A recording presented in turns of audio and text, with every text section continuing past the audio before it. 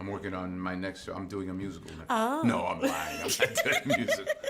I would do one, but I can't sing. Oh, shouldn't let that hold you back. That shouldn't, yeah, that's what I said.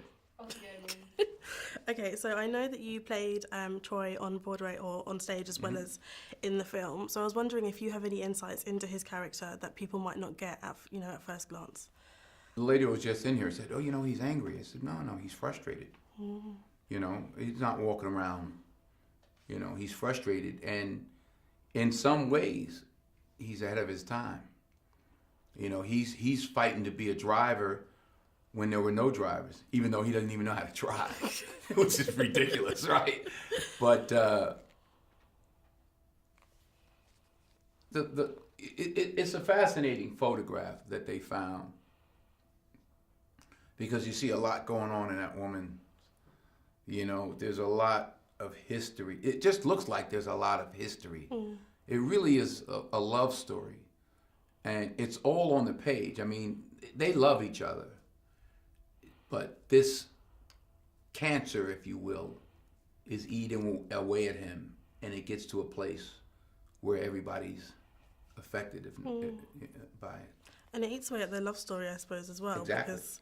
And if you don't have the love story, you don't feel the loss of love.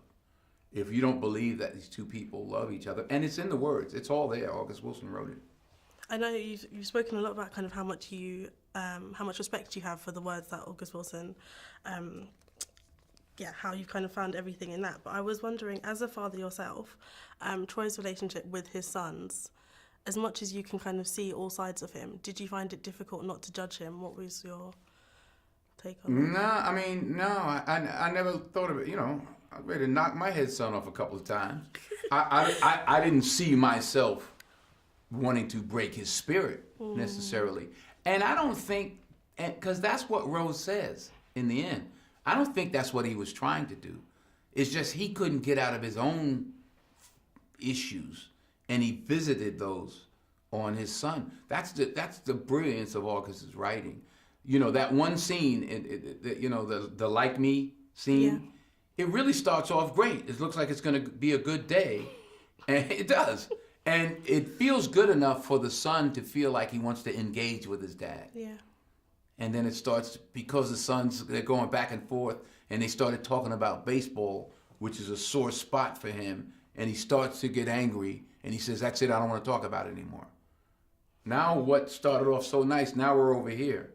But then now Troy takes it to the next level. So I hear you're working the weekends at the job. Then he finds out he doesn't have the job. Now it becomes anger. And, how did we get from there to here? But it's a testament to August Wilson's brilliance.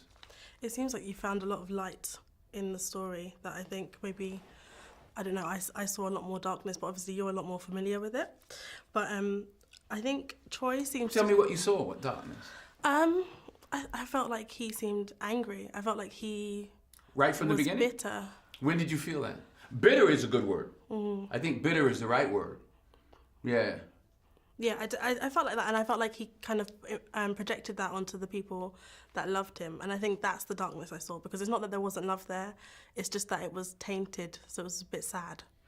Just from a spiritual standpoint, here's a man who thinks or makes fun of death and the devil, and then death visits him in a way he never imagined through the other chick, and then he starts yelling and I love that shot.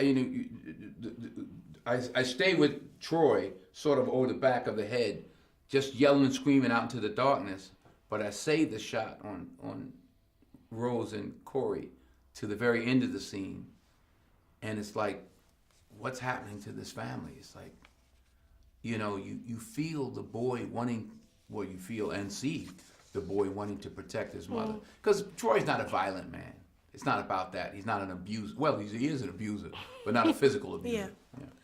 So I just want to skip ahead, because I wanted to ask you, I've heard you talk a lot about the kind of respect you have for Viola Davis as an actress, and you've both complimented each other with this film. I was wondering what other actors or actresses that you've worked with have inspired you, Or yeah, have you learned from, and what have you learned from Oh, them? a lot. Yeah, a lot. I steal from everybody. I'm an equal opportunity thief. I don't know.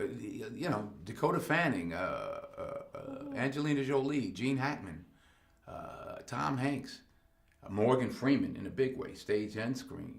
I felt like Troy was kind of, his driving force was responsibility and duty. Yeah. What's been your driving force in your life? But that changes. I mean, as it relates to his family, it's really a good teaching lesson for his son. That to don't worry about whether somebody likes you or not. You make sure that they're treating you right, that they do right by you. So I like that. And what you asked me? You said What's been your driving force in life? In life? It Yeah. changes.